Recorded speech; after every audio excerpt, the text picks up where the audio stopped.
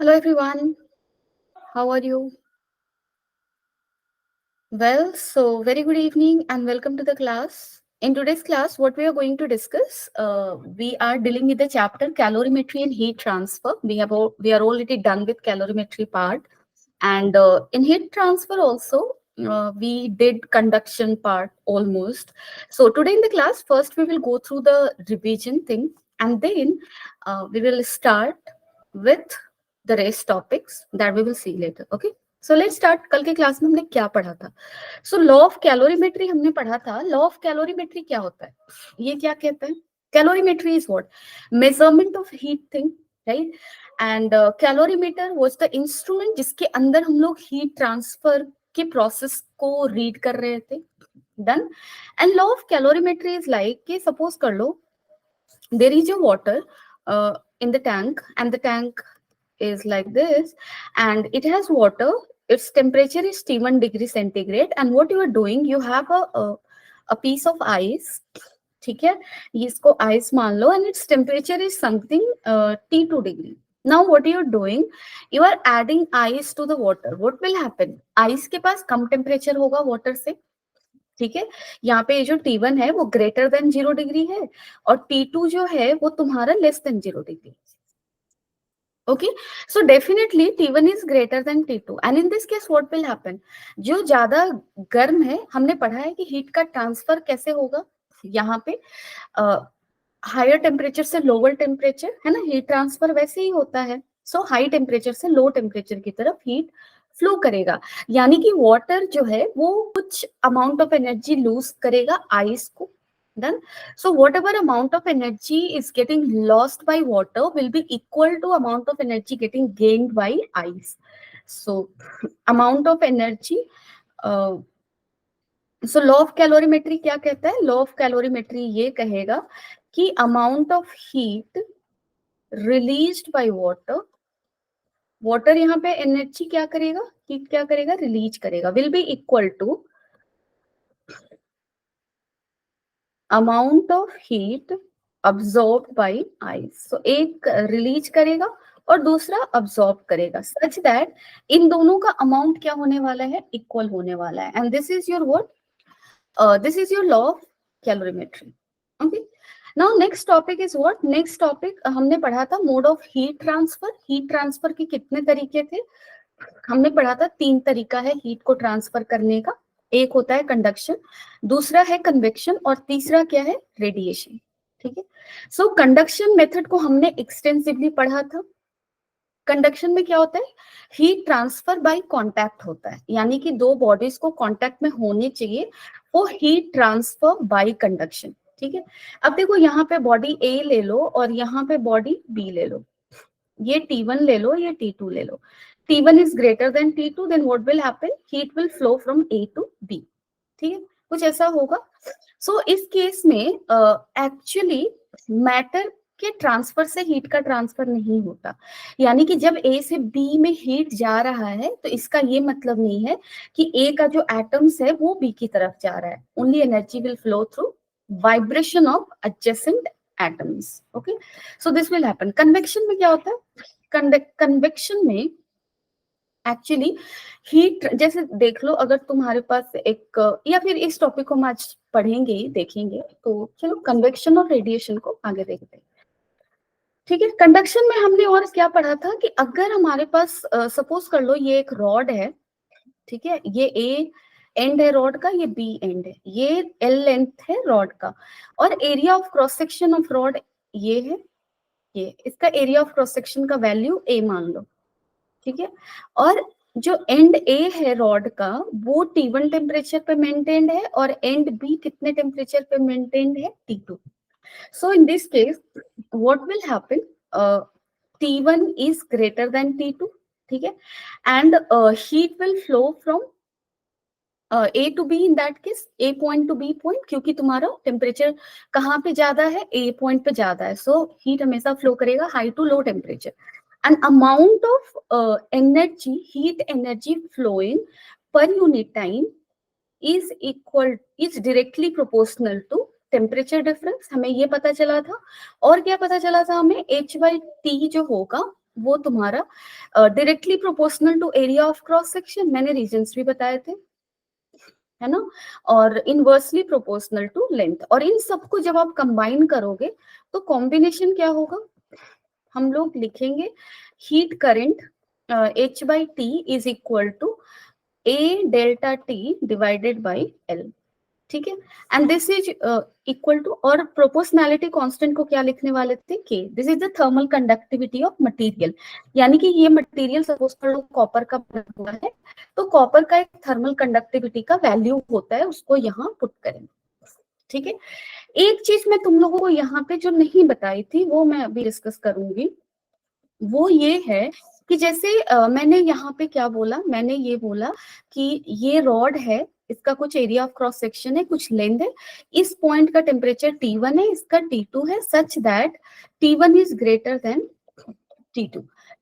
Done है। So how temperature profile will vary from this end to this end. Suppose कर लो इस and का नाम तुम x मान लो, इसका y मान लो।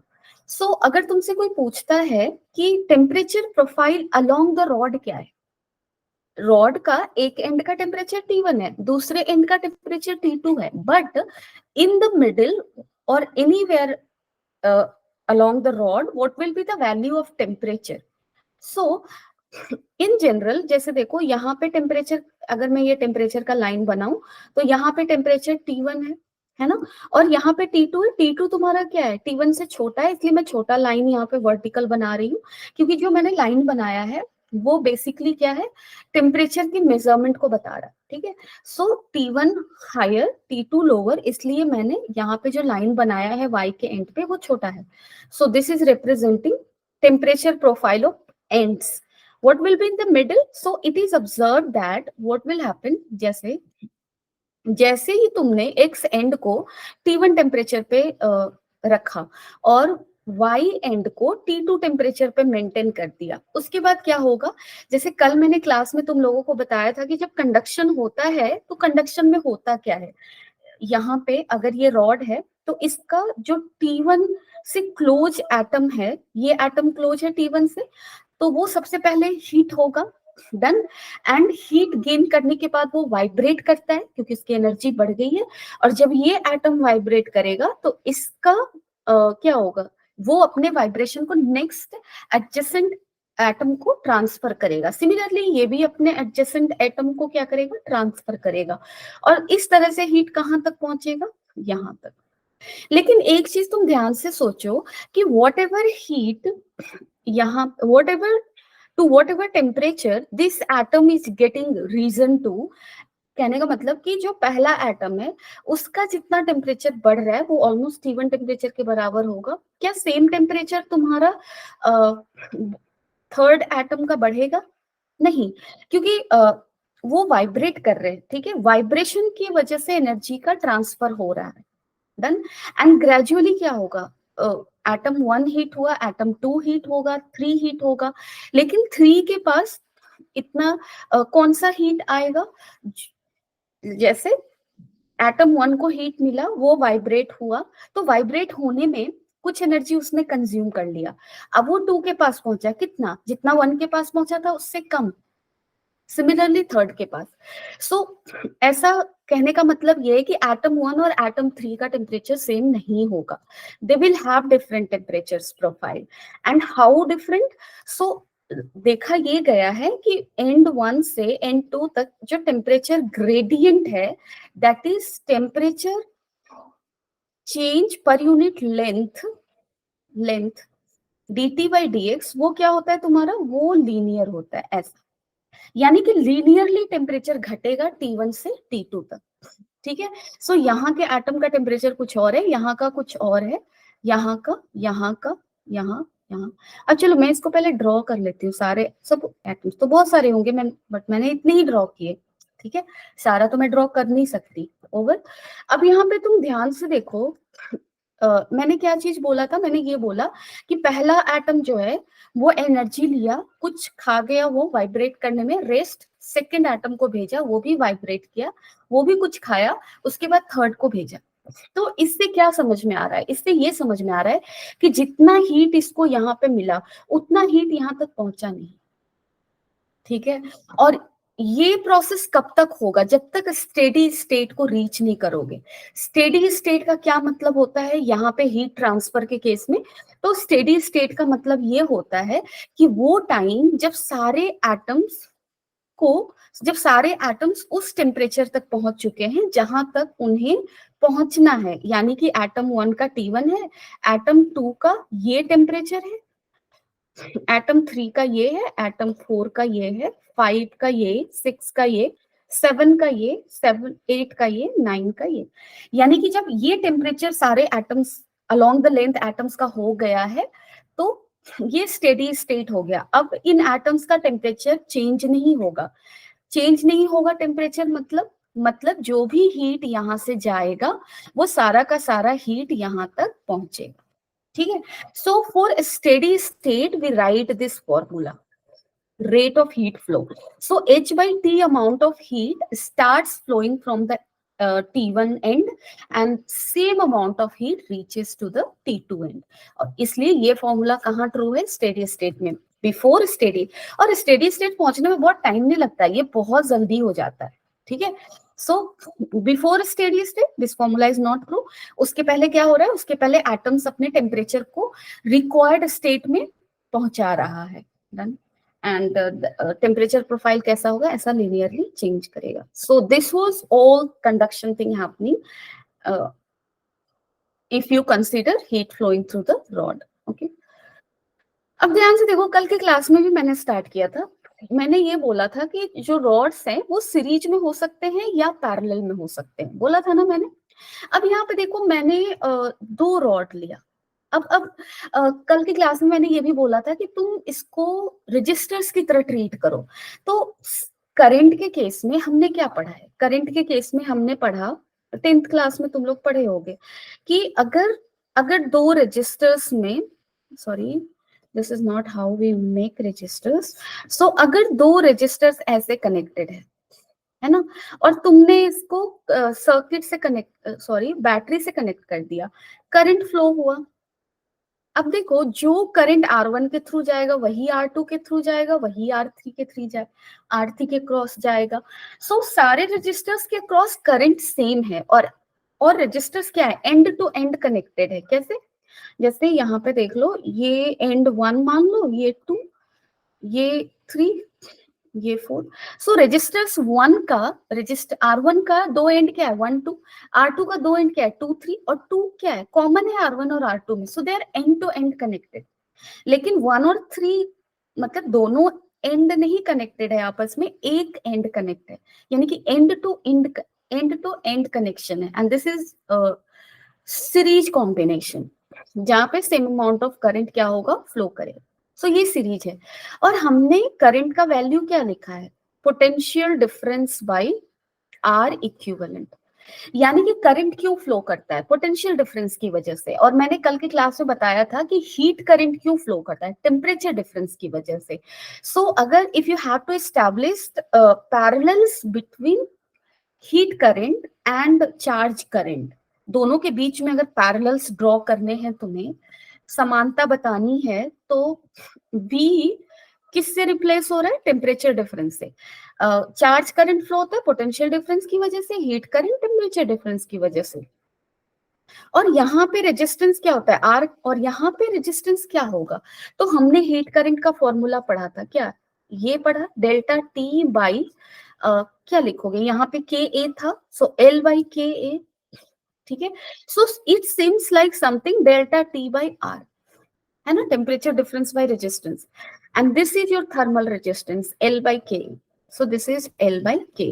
सो काफी सिमिलैरिटी है, इसलिए हम लोग रजिस्टर्स को सीरीज पैरेलल में पढ़ते हैं, उसी तरह से हम लोग रॉड्स को भी, थर्मली कंडक्टिंग रॉड्स को भी सीरीज और पैरेलल में पढ़ते हैं। डन। अब देखो, पैरेलल कॉम्बिनेशन का सेटअप क्या होता है, इफ यू रिमेम्बर, तो पैरेलल कॉम्बिनेशन का सेटअप होता है कि अगर दो रजिस्टर्स हैं, okay give me some time please.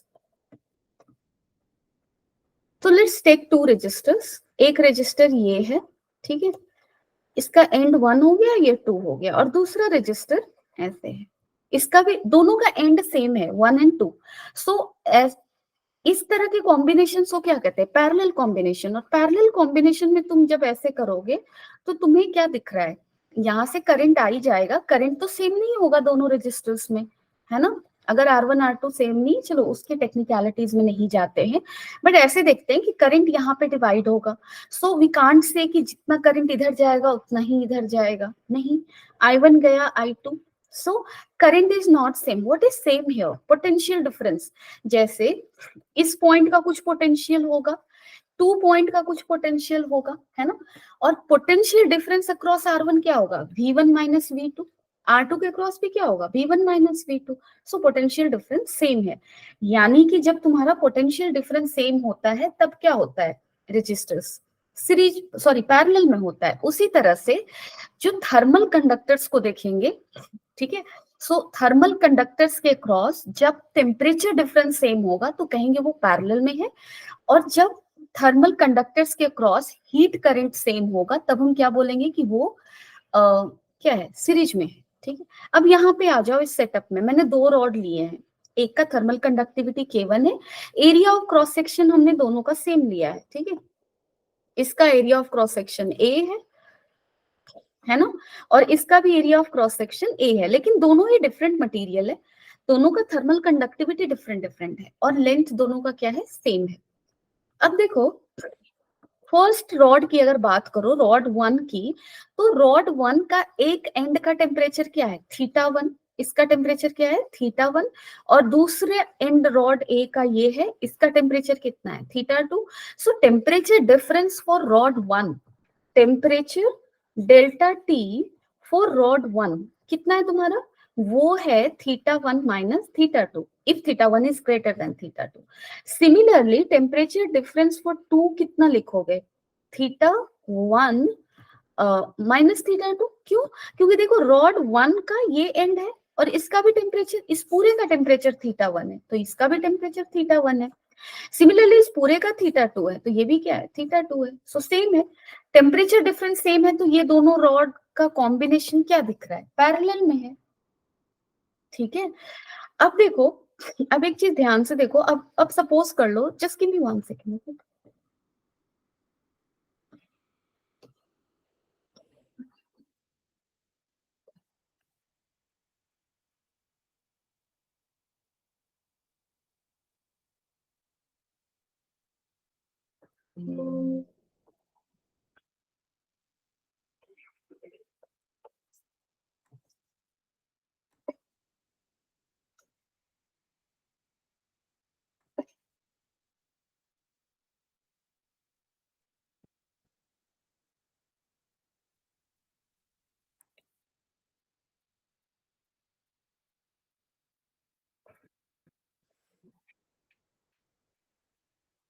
Okay, I'm here only. Don't worry. Just some problem came up.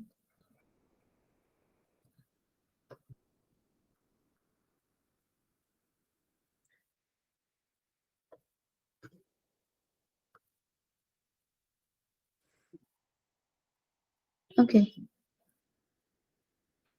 सो हम लोग डिस्कशन क्या कर रहे थे, हमारे पास 2 रॉड है जो कि पैरेलल में, ठीक है। अब सपोज कर लो हमें करना क्या है, हमें करना ये है कि ये जो 2 रॉड है, ठीक है, एक ऐसा था ना, और दूसरा भी यहाँ ही है ऐसे, दोनों का area of cross section same था, ठीक है। और इन दोनों को मुझे, इसका K1 था area of cross section A, K2 A, length क्या है, सेम है, ठीक है। Now suppose we have to make it look like a single rod, ठीक है। सिंगल रॉड में मुझे इसको क्या करना है, कन्वर्ट करना है, ऐसा, डन। जिसका थर्मल कंडक्टिविटी कुछ भी K इक्विवेलेंट ले लो, टेम्परेचर डिफरेंस तो सेम रहेगा, area of cross section is going to change here, so that will become how much, this was A and this is how much A, so this whole will become 2A, length will remain L. Now if we have to calculate the value of K equivalent, how we'll do this, this type of questions come, okay. So you have combination of rods, combination of thermal conductors, उन सारे combinations को तुम्हें एक single thermal conductor में replace करना है, तो उस सिंगल थर्मल कंडक्टर का के इक्विवेलेंट कैसे निकालोगे? So you do geometrically भी you have to be careful. Geometrically just see here, मैंने जो कंपोजिट रॉड लिया उसका लेंथ, तो क्योंकि इस पूरे को अगर कंबाइन कर दो तो क्या दिख रहा है, area of cross section 2a, length l, and k equivalent value we need to calculate. You just see here, if I go by this thing, so here amount of heat flowing, heat current, if you're going to calculate, what value you will see here. And so here it will be h by t will be equal to delta t, that is theta 1 minus theta 2, temperature difference will remain the same, divided by l, and here k equivalent into 2 यहाँ दे दो और a. This much amount of heat current will flow. Now if we consider to previous combination, यानी कि composite things को अगर नहीं देखकर individual things को देखें, तो यहाँ पे करंट इस पहले रॉड में भी फ्लो करेगा हीट करंट, और दूसरे में भी फ्लो करेगा, सच दैट सपोज कर लो ये heat current h1 by t है और ये है h2 by t. So if you see here carefully, h1 by t plus h2 by t will be equal to h by t, and this is your h by t here, है ना? This things will be same. तो अब आप h1 का value पहले लिख लो, कितना होगा, k1a theta 2 minus sorry theta 1 minus theta 2 divided by l, plus क्या लिखोगे, k2a theta 1 minus theta 2 divided by l will be equal to 2 theta 1 minus theta 2 k equivalent a, इसको ऐसे कर लो, डिवाइडेड बाय क्या लिखने वाले हो, l. सो l को आप क्या कर दो, कैंसिल, ये भी कैंसिल होगा, डन. एंड a भी हम कट कर सकते हैं, a भी हर जगह एक कांस्टेंट ये दिख रहा है, a and this a. So sorry not this, where I am, यहाँ, ठीक है. सो यहाँ से आपको क्या मिला, फर्स्ट में k1 बचा, सेकंड में k2 बचा, और यहाँ पे क्या बचा, 2k इक्विवेलेंट. सो k इक्विवेलेंट किसके बराबर हुआ, k1 plus k2 by what 2, ठीक है. So this is how you can calculate. और यहाँ पे क्वेश्चन सबसे सिंपल है कि 2 ही रॉड मैंने लिया है, 3-4 रॉड का कॉम्बिनेशन हो सकता है, ठीक है. So technique is this is how you will move ahead. Again here a दोनों का सेम था, तो हमारे लिए थोड़ा ज्यादा आसानी हुआ, a1 a2 होता तो ये सारे कट नहीं होते इस तरह से, ठीक है. So that is how we move ahead in this topic. Now next thing is your thermal conductors in series. अब ये तो मैंने बता दिया कि सीरीज पैरेलल आइडेंटिफाई कैसे करोगे, है ना. सो यहाँ पे भी आइडेंटिफाई कर सकते हैं इजिली. यहाँ पे देखो इस एंड का टेम्परेचर कितना है, थीटा 1 है, इस एंड का टेम्परेचर कितना है, थीटा 2. सो सपोज कर लो theta 1 is what, greater than theta 2. Now heat will start flowing from one end to another, so from here, and whatever heat current is coming out from the first end, same current will pass through the second rod also. So यहाँ पे दोनों ही rod के through current जो flow कर रहा है वो same होगा, तो ये दोनों किस में है, सीरीज में है, ठीक है. Now here if they are in series, अब देखो यहाँ पे जैसे ये सीरीज में है, तो अब क्या करोगे, सीरीज में क्या सेम होगा, करंट सेम होगा. अब इन दोनों की जगह मुझे सपोज कर लो एक कंपोजिट रॉड लेना है, एक सिंगल रॉड लेना है जिसका k का वैल्यू k इक्विवेलेंट है और ये है. तो इस पूरे को अगर तुम सिंगल रॉड बनाओगे तो क्या होगा, ज्योमेट्रिकली भी टेक केयर करना है, ठीक है. सो सिंगल बनेगा तो लेंथ तो 2l होगा, एरिया ऑफ क्रॉस सेक्शन तो a ही रह जाएगा, ठीक है. And this is this. Now heat current flowing through this is suppose h by t. So यहाँ भी कितना होगा, h by t ही होगा, है ना. It will be same. So h by t का वैल्यू कैसे निकालोगे तुम, h by t का वैल्यू यहाँ पे भी कैलकुलेट कर सकते हैं, और उसको जैसे यहाँ पे अगर इस प्रोसेस से अगर आप निकालोगे, so h by t will be equal to how much, k equivalent delta T, that is theta 1 minus theta 2, ठीक है, a divided by 2l. This is h by t. ठीक है. And now if you we have to calculate what k equivalent. How we can do this here? Yes. कैसे निकालेंगे? Okay, I'm just giving you 30 seconds or more than 30 seconds, 45 or 50 seconds to figure it out. So let me know.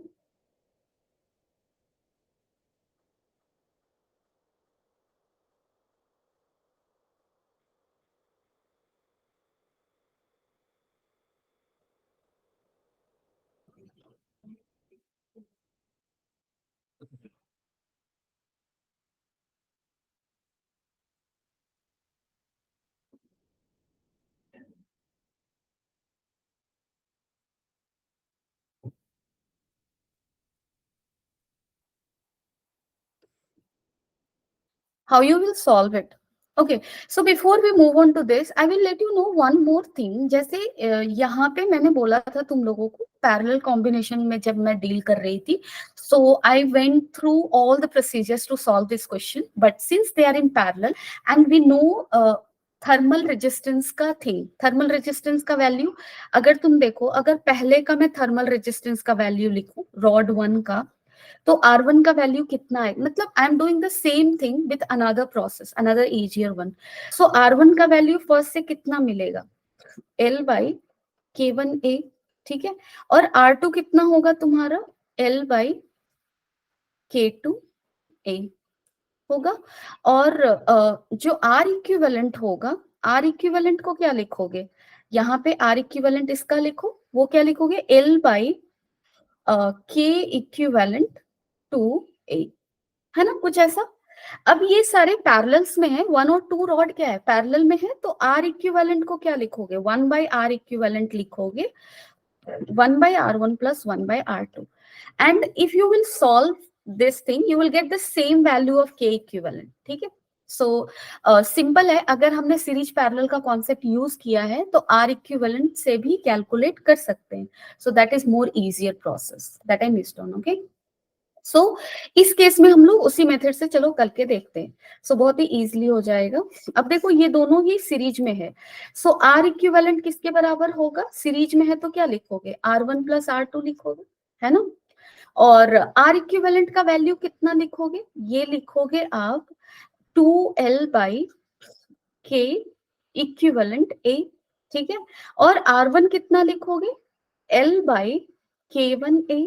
और R2 कितना होगा, L by K2A. अब आप जोड़ दो, सो L by K1A plus L by, अच्छा ठीक है, एक साइड में ही लिखती हूँ सो दैट तुम लोग कंफ्यूज ना हो. अब आप ध्यान से देखो, R इक्विवेलेंट को क्या लिखोगे, 2L by K equivalent A. और R1 कितना है तुम्हारा, L by K1A plus L by K2A. Okay, this is this. Now this is L will go away and यहाँ पे A भी कट जाएगा. अब आप देखो क्या बच रहा है, 2 बाई K इक्विवेलेंट किसके बराबर है, K2 plus K1 by K1 K2. So K equivalent का वैल्यू हमारा कितना आ रहा है, if you go on to calculate, K equivalent क्या होगा, 2K1 K2 divided by K2 plus K1. This is what we are getting, right? So this is the K equivalent.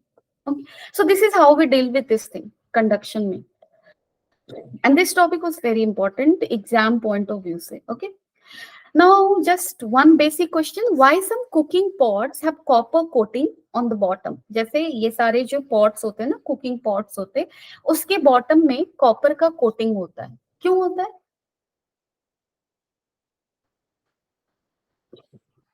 Just some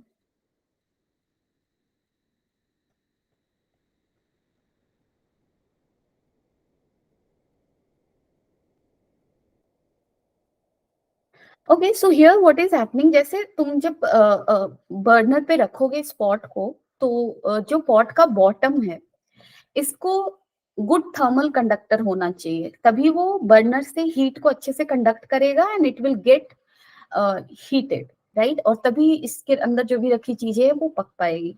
done. So cooking efficiency को बढ़ाने के लिए हम लोग इसको, इसके बॉटम को कॉपर से कोट करते हैं, क्योंकि copper is a good thermal conductor. ये तुम्हारा क्या है, गुड थर्मल कंडक्टर है, ठीक है, and that is why it's coated. Now convection कल मैंने थोड़ा बहुत डिस्कस किया था। अब आप देखो यहाँ पे कंडक्शन में, कन्वेक्शन में क्या हो रहा था। Convection is a mode of heat transfer by actual motion of matter. Conduction में एक्चुअल मोशन ऑफ मैटर नहीं होता है, वहां पे वाइब्रेशन के थ्रू एनर्जी ट्रांसफर होता है, but contact is required, and here actual motion of matter will happen, and convection mode of heat transfer takes place in fluids. Fluid में liquid भी हो सकता है, गैस भी हो सकता है। अब आप यहाँ पे देखो, कन्वेक्शन दो तरह का हो सकता है, नेचुरल हो सकता है, फोर्स्ड हो सकता है। डन। सो नेचुरल कन्वेक्शन में ग्रेविटी जो है वो इंपॉर्टेंट रोल प्ले करता है। कैसे, यहाँ पे देखो, तुमने पानी को बॉईल किया, बर्नर पे डाला पानी को बॉईल करने के लिए, तो जैसे ही तुम बर्नर को ऑन करोगे, सबसे पहली चीज क्या होगी, क्या होगी सबसे पहली चीज, इस कंटेनर के पास का जो लिक्विड का एटम है वो सबसे पहले हीट होगा, है ना। सो जो यहाँ का एटम है लिक्विड का, वो सबसे पहले हीट हुआ, क्योंकि वो बर्नर से काफी क्लोज है। अब मैंने बहुत बार ये डिस्कशन किया है कि कोई भी चीज जब गर्म हो जाता है, फ्लूइड जो गर्म होगा, वो गर्म होता है तो वो क्या होता है, उसका टेंडेंसी होता है ऊपर की तरफ बढ़ने का। क्यों, क्योंकि गर्म होते ही वो हल्का हो जाता है, ठीक है। तो जो चीज हल्की है, और देखो यहाँ पे ये पानी ज्यादा वार्म है, और यहाँ का जो एटम है वाटर का, वो क्या है, उससे कम हॉट है, यानी कि जो कम हॉट है वो क्या होगा, हेवी होगा, और जो लेस हॉट है वो क्या, सॉरी, जो कम हॉट है वो हेवी होगा, और जो ज्यादा गर्म है वो भारी होगा। ओके, जो ज्यादा गर्म है वो हल्का होगा, ठीक है। तो देखो, अगर ये हल्का है तो ये ऊपर की तरफ उठेगा, और ये भारी है, then because of gravity things, ये ऊपर का जो एटम है वाटर का, वो नीचे की तरफ जाएगा, और जो नीचे का एटम है वो ऊपर की तरफ जाएगा, ठीक है। And this all thing is happening why, because gravity is here playing a role. Heavy thing और लाइटर थिंग पे फोर्स कौन लगा रहा है, ग्रेविटी लगा रहा है, हेवी पे ज्यादा लगाएगा, so it will come down, and lighter will have tendency to go up, क्योंकि हेवी जो मॉलिक्यूल है वो लाइटर को रिप्लेस कर देगा, ठीक है। सो इस तरह से क्या होगा, ऊपर का ठंडा पानी नीचे की तरफ आएगा, और वो भी फिर गर्म हो जाएगा, गर्म होके फिर से वो भी ऊपर जाएगा, और इस तरह से ये प्रोसेस चलता रहेगा, यानी कि नीचे का जो एटम है वो ऊपर की तरफ ट्रैवल कर रहा है, और फिर ऊपर का नीचे की तरफ जा रहा है, और इस तरह से पूरा लिक्विड गर्म हो रहा है। इट मीन्स कि कन्वेक्शन मेथड में एक्चुअल मोशन हो रहा है मैटर का, और तभी तुम्हारा हीट का क्या हो रहा है, ट्रांसफर, ठीक है। So actual motion of matter से जब हीट ट्रांसफर होता है, उस मेथड को क्या कहते हैं, कन्वेक्शन बोलते हैं। और यहाँ पे ये मेथड ऑफ कन्वेक्शन नेचुरल है, कहने का मतलब कि तुम्हें इस मॉलिक्यूल को ऊपर भेजने के लिए और इस मॉलिक्यूल को नीचे लाने के लिए कोई एक्सटर्नल वर्क नहीं करना पड़ रहा, वो अपने आप हो रहा है, क्योंकि gravity is there, it will pull down the heavier molecule, और हेवियर मॉलिक्यूल को जब वो नीचे की तरफ खींचेगा, तो नीचे जो लाइटर है उसका जगह कौन ले लेगा, हेवी, तो लाइट वाला ऊपर चला जाएगा, क्योंकि उसका जगह ले लिया गया है, ठीक है। So this whole thing is happening because of what, because of bottom atoms getting warm, and because warm things being more lighter will go up, and cold things being more heavy will come down because of gravity, and the whole liquid will get heat up. So this is your what, this is your uh, what, convection. अब देखो यहाँ पे मैंने कल के class में भी discuss किया था कि यहाँ पे जो ये पर्सन का हाथ है, ये आग को सेक रहा है, हाथ को सेक रहा है ना। सो यहाँ तक इसको कैसे गर्म लग रहा है, इसको गर्म कुछ ऐसे लग रहा है कि यहाँ से देखो ये आग जली हुई है, और यहाँ पे बहुत सारे किसके एटम्स होंगे, एयर के एटम्स हैं, और जो एयर के एटम्स किसके पास है, फायर के बहुत पास है, वो जल्दी गर्म होगा, और गर्म होकर वो ऊपर की तरफ उठेगा, और वो गर्म एटम्स जब हमारे हाथों तक आएगा तो हमें गर्म फील होगा, और ऊपर का जो भी कोल्ड एटम्स है वो नीचे जाएगा, और इस तरह से हमारे हाथों तक क्या आ रहा है, हीट आ रहा है। यहाँ बीच से ट्रैवल करके, कैसे ट्रैवल करके हीट आ रहा है? Through actual motion of matter, through actual motion of atoms of air. ठीक है, तो कुछ ऐसा है। अब देखो नेचुरल कन्वेक्शन कहाँ होता है? हमारे बॉडी में ही होता, सॉरी, नेचुरल कन्वेक्शन ये मैंने एक्सप्लेन भी किया था तुम लोगों को 2-3 क्लास पहले कि जो दिन का समय होता है, दिन के समय में ग्राउंड सी, अगर तुम कोस्टल एरिया में रहते हो तो कोस्टल एरिया में देखोगे दिन के समय में क्या होता है, ठंडी हवा समंदर से धरती की तरफ आती है, और रात में क्या होता है, उल्टा हो जाता है इसका। ऐसा क्यों होता था? तो इसके पीछे बहुत सारे रीजंस थे। स्पेसिफिक हीट ऑफ वाटर का रीजन था जो कि मैंने एक्सप्लेन किया था, लेकिन यहाँ पे कन्वेक्शन भी हो रहा है क्योंकि मैंने बताया था तुम लोगों को कि सी के सरफेस के ऊपर का जो हवा होगा, इसके ऊपर का जो हवा है वो कोल्डर है, सॉरी, वो तुम्हारा, यस, वो क्या है, कोल्डर है। और अर्थ के ऊपर का जो हवा है वो रिलेटिवली ज्यादा क्या है, वार्मर है। और अभी अभी मैंने बताया जो चीजें वार्म होगी वो हल्की होगी, वो ऊपर की तरफ उठेगी, और यहाँ से जब हवा ऊपर की तरफ जाएगी तो यहाँ पे वैक्यूम क्रिएट होगा, है ना? और इस वैक्यूम को फील कौन करेगा? ये कोल्ड एयर। डन। इस तरह से एयर का फ्लो कहाँ से कहाँ हो रहा है? सी से लैंड की तरफ। और जो कोल्डर एयर यहाँ पे आया है वो भी अर्थ से हीट होगा, फिर से हीट होके वो भी हल्का होगा, फिर से ऊपर जाएगा, अनदर कोल्डर एयर यहाँ पहुंचेगा, और इस तरह से ये पूरे दिन चलता रहेगा। Cool breeze will flow from sea to land. So this is the phenomena here. Two things are involved. First thing, specific heat of water का रोल है, उसी वजह से तुम्हारा सी के ऊपर का जो हवा है वो ज्यादा क्या है, कोल्डर है। ठीक है। एंड सेकेंड थिंग, कन्वेक्शन हो रहा है यहाँ पे। डन है। And the forced convection system, this is human circulatory system. यहाँ पे जो तुम्हारा pumping of bloods and all होता है, तो actually our heart works to send blood throughout the system. उसको काम करना पड़ता है, वो naturally नहीं होता. So this is a forced convection. Okay? क्योंकि यहाँ पे देखो हम लोग ब्लड को ऊपर से नीचे की तरफ भी भेज रहे हैं against the gravity, and here warm और कोल्ड का कोई कॉन्सेप्ट नहीं है। So if you are sending something against the gravity, work तो करना पड़ेगा, and this is a type of forced convection happening here. Okay, चलो, now third mode of heat transfer we have to read, and that is your what, radiation. Radiation में क्या था? हमने conduction में देखा कि कंडक्शन में हीट ट्रांसफर कैसे हो रहा है, थ्रू कांटेक्ट। कांटेक्ट में होना जरूरी है। अगर अगर मुझे एक बॉडी है जिसका टेम्परेचर T1 है, दूसरा बॉडी है जिसका टेम्परेचर T2 है, if T1 is greater than T2, तो अगर कंडक्शन मेथड से हीट फ्लो करवाना है A टू B, तो A और B को किस में लाना होगा? कांटेक्ट में। So in conduction contact is important, और यहाँ पे एक्चुअल ट्रांसफर ऑफ मैटर से हीट ट्रांसफर नहीं होता है, थ्रू वाइब्रेशन होता है। ठीक है, तो उसको हमने काफी ज्यादा डिस्कस किया। कन्वेक्शन में क्या होता है? कन्वेक्शन में actually what was happening in the convection, actual transfer of matter से जो चीजें गर्म हो गई वो ऊपर की तरफ जाएगा, जो ठंडी है वो नीचे की तरफ आएगा, और इस तरह से सारी चीजें गर्म हो रही थी। तो actual transfer of matter is happening from bottom to top and top to bottom, and that is why things are getting heat up because of convection. So convection में what is required? Actual motion of matter is required. But in both cases, in both conduction and convection, one thing is common, and that is both requires media. ठीक है, जैसे यहाँ पे अगर तुमने यहाँ पे टॉप का वाटर मॉलिक्यूल कैसे हीट हो रहा है, लाइक कन्वेक्शन कब हो रहा है? जब हमारे पास ये पूरा लिक्विड है और ये लिक्विड को हम हीट कर रहे हैं, है ना? और किससे हीट कर रहे हैं? बॉटम में जो बर्नर है, और यहाँ का जैसे बॉटम का हीट हुआ, टॉप का कैसे हीट हो रहा है? इस मैटर के ऊपर जाने की वजह से हो रहा है, इस एटम के ऊपर जाने की वजह से हो रहा है। Done. So here the media is involve, this water media is involve. Done. And here also media is involve.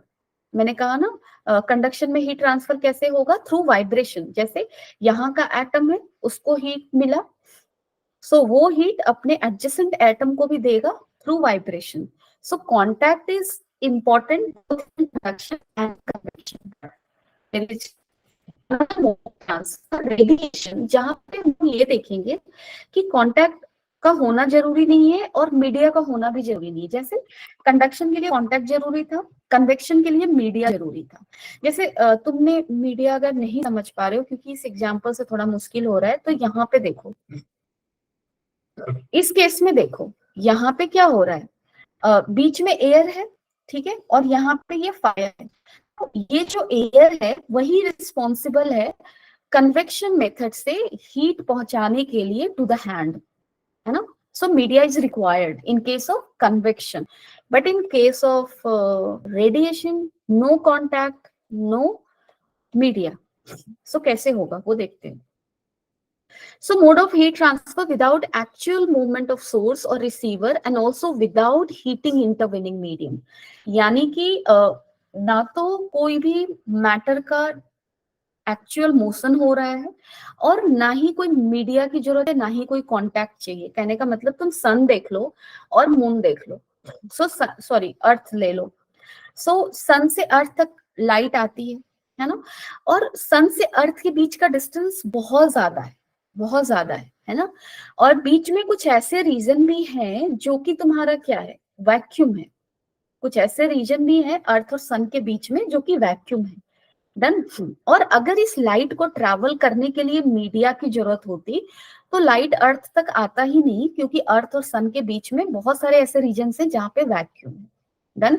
So definitely सन से लाइट अर्थ तक आ रहा है, इसका मतलब ही ये है कि जो ये लाइट है इसको ट्रैवल करने के लिए मीडिया की जरूरत नहीं है। डन। एंड फर्स्ट थिंग तो बहुत ही लाइक क्लियर है, विजिबल है कि अर्थ और सन डेफिनेटली कांटेक्ट में नहीं है, तो कंडक्शन का कोई मतलब नहीं है, ठीक है। So no media required. अब देखो यहाँ पे क्या होगा, लाइट ऐसे पहुंच गई। ऐसा क्यों हो रहा है?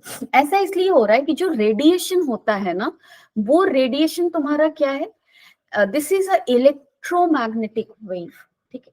ये थोड़ा सा कॉम्प्लिकेटेड है but I will make it more simple. Radiation क्या है तुम्हारा, एक वेव है। डन। और वो एक ऐसा वेव है जिसको, जो सेल्फ सस्टेनिंग है, मीन्स उसको जिंदा रहने के लिए, उसको एक जगह से दूसरे जगह तक पहुंच जाने के लिए किसी की जरूरत नहीं है, वो सेल्फ सस्टेनिंग है, ठीक है। So electromagnetic wave is what, self sustaining. जैसे यहाँ पे देख लो, इसके पास क्या होता है, इलेक्ट्रिक फील्ड होता है जो कि चेंज कर रहा है, क्योंकि इलेक्ट्रिक फील्ड देखो साइन वेव है, चेंजिंग इलेक्ट्रिक फील्ड है, और चेंजिंग मैग्नेटिक फील्ड, दोनों परपेंडिकुलर टू ईच अदर। तुम लोग आगे क्लास में पढ़ोगे कि अगर चेंजिंग इलेक्ट्रिक फील्ड है तो वो चेंजिंग मैग्नेटिक फील्ड जनरेट करेगा, और अगर चेंजिंग मैग्नेटिक फील्ड है तो वो चेंजिंग इलेक्ट्रिक फील्ड जनरेट करेगा। यानी कि ये दोनों आपस में एक दूसरे को along the line of motion एक दूसरे को जनरेट करते जाएंगे, और इस तरह से हमारा वेव क्या है, स्पेस में ट्रैवल करता रहेगा। यानी कि ये इलेक्ट्रिक फील्ड और magnetic field, they are self sustainable, they both create each other, no media is required, no external thing is required। यानी कि once electromagnetic wave is generated by some source and it suppose करो यहाँ पे sun है, उससे ये generate हुआ ये wave, so through the space it will go out like this without dying, क्योंकि they are self sustaining, ठीक है। Again you can convert it into some other form, then it's a different concept, but it will travel through vacuum, क्योंकि इसको किसी media की जरूरत नहीं है। And that is why we say कि रेडिएशन जो है वो तुम्हारा क्या है, एक ऐसी एनर्जी है जो कि क्या, एक ऐसी एनर्जी है जिसको ट्रैवल करने के लिए कांटेक्ट की जरूरत नहीं, मीडिया की जरूरत नहीं, किसी की भी नहीं, क्योंकि ये एक इलेक्ट्रोमैग्नेटिक वेव है which is combination of changing electric and magnetic field, and changing electric and magnetic field together are self sustainable, and that is why, ठीक है। चलो आगे बढ़ते हैं। Again speed of electromagnetic wave same as speed of light, that is, क्योंकि light भी तो electromagnetic wave है, that is 3 to 10 to the power 8 meter per second in vacuum. In different media it changes, we will read it extensively in class 12 optics, okay। आगे बढ़ते हैं। So all bodies emit radiant energy, ठीक है, सारे ही bodies क्या करेंगे, radiant energy को emit करेंगे, whether they are solid, liquid और गैस। अब तुम लोग के दिमाग में ये आ रहा होगा कि ये रेडिएशन आएगा कहाँ से। सो सॉलिड हो, लिक्विड हो, गैस हो, यानी कि हम हो, तुम हो, हमारे सराउंडिंग में कुछ भी हो, सारी की सारी चीजें क्या करती है, रेडिएशन एमिट करती है। ठीक है, क्योंकि रेडिएशन इमिट कैसे होता है, जब भी कोई चार्ज पार्टिकल ऑक्सीलेट करता है, ठीक है, तब वो रेडिएशन इमिट करता है। That concept also we have to study in class 12 a bit, not much. So the electromagnetic radiation emitted by a body by virtue of its temperature is called thermal radiation. Again, thermal radiation क्या है कि कोई भी body कोई भी temperature T पे हो तो वो रेडिएशन इमिट करेगा, ठीक है, and that is called thermal radiation. कोई भी टेम्परेचर कहने का मतलब temperature should be greater than 0 kelvin. ठीक है, अगर कोई बॉडी 0 केल्विन पे है जिसको हमने एब्सोल्यूट टेम्परेचर बोला है, ठीक है, तो एब्सोल्यूट टेम्परेचर पे एक्चुअली बॉडी बिल्कुल कोल्ड है. कोल्ड मींस उसके अंदर कोई मोशन नहीं, कोई एक्टिविटी नहीं है. It can't emit any radiation, क्योंकि मैंने अभी अभी बोला रेडिएशन कैसे जनरेट होता है, वाइब्रेशन से, चार्ज पार्टिकल के एक्सेलरेशन से. तो उसके लिए वाइब्रेट करना पड़ेगा, एंड वाइब्रेशन के लिए you require some sort of energy, and at T equal to 0 Kelvin you don't have any sort of energy internal. So at temperature greater than 0 Kelvin you will be capable to generate what, radiation. ठीक है, कहने का मतलब कि 0 degree पे भी हम radiation emit करते हैं, क्योंकि 0 केल्विन का मतलब हो गया -273 डिग्री सेंटीग्रेड. ठीक है, क्योंकि 273 kelvin almost is equal to 0 degree centigrade, है ना, ऐसा ही है. Done. So this is thermal radiation. यानी कि थर्मल रेडिएशन कब होगा, if temperature is greater than 0 kelvin. ठीक है, थर्मल यहाँ भी थर्मल रेडिएशन होता है. जो फिलामेंट होता है उसको हम लोग करंट, जैसे ही बल्ब में करंट जाता है वो फिलामेंट को हीट करेगा, और हीटेड फिलामेंट क्या है, ज्यादा से ज्यादा अमाउंट ऑफ रेडिएशन एमिट करेगा. So now we will read some technical terms. So when thermal radiation falls on a body, जैसे यहाँ से लाइट आया, तो ये लाइट का क्या क्या फेट हो सकता है, इस लाइट के साथ क्या क्या हो सकता है. अर्थ का सरफेस इसको रिफ्लेक्ट कर सकता है, अर्थ का सरफेस इसको अब्सॉर्ब कर सकता है, या फिर वो उसको ट्रांसमिट कर सकता है. ठीक है, वो बिल्कुल क्रॉस कर गया, ट्रांसमिट हो गया. डन. सो आइदर वो रिफ्लेक्ट होगा, या क्या हो जाएगा, अब्सॉर्ब हो जाएगा, या फिर ट्रांसमिट हो जाएगा. तो सपोज कर लो कि Q amount of energy fall किया, Q amount of energy fall किया at certain time t. So there is a term defined, absorptivity. So absorptivity क्या होता है, अगर कोई भी सन से अगर यहाँ तक लाइट आया और क्यू अमाउंट ऑफ लाइट आया, ठीक है, और सपोज कर लो कि Q A amount of energy क्या हो गया, अब्सॉर्ब हो गया, तो अब्सॉर्प्टिविटी क्या होगा, अब्सॉर्प्टिविटी होगा क्यू ए बाई क्यू. ठीक है, so this is this. Now what will be another thing, that is reflectivity. Reflectivity क्या होगा, जैसे यहाँ पे देखो लाइट फॉल किया और कुछ लाइट क्या हो गया, रिफ्लेक्ट हो गया. तो सपोज क्यू है और जो रिफ्लेक्ट हुआ वो कितना है, क्यू आर. सो रिफ्लेक्टिविटी क्या होगा, क्यू आर बाई क्यू. और एक है ट्रांसमिटिविटी. ट्रांसमिटिविटी क्या होगा, जो लाइट तुम्हारा यहाँ पे क्यू लाइट फॉल किया, कुछ रिफ्लेक्ट हुआ, कुछ अब्सॉर्ब हुआ, अंदर रह गया, और कुछ तुम्हारा क्या हो गया, रिफ्लेक्ट हो गया, सॉरी ट्रांसमिट हो गया. ठीक है, मैं प्रॉपर ज्योमेट्री नहीं फॉलो कर रही हूँ, मैं तुम्हें लेमन टर्म में समझा रही हूँ. सो ट्रांसमिटिविटी क्या होगा, क्यू टी बाई क्यू. ठीक है, and if you are going to add whole, अगर आप सारे को ऐड करोगे, जैसे क्यू किसके बराबर होगा, क्यू होगा Q R plus Q absorb plus Q what, T, इसके बराबर होगा. ठीक है, so this is equal to this. Now if you are going to do this, Q by Q कर दो, यहाँ भी क्यू कर दो, यहाँ भी क्यू, यहाँ भी Q. So this is what 1, and this is what reflectivity, this is what absorptivity, and this is what transmittivity. So reflectivity plus absorptivity plus transmittivity transmittivity क्या होगा, 1 के बराबर होगा।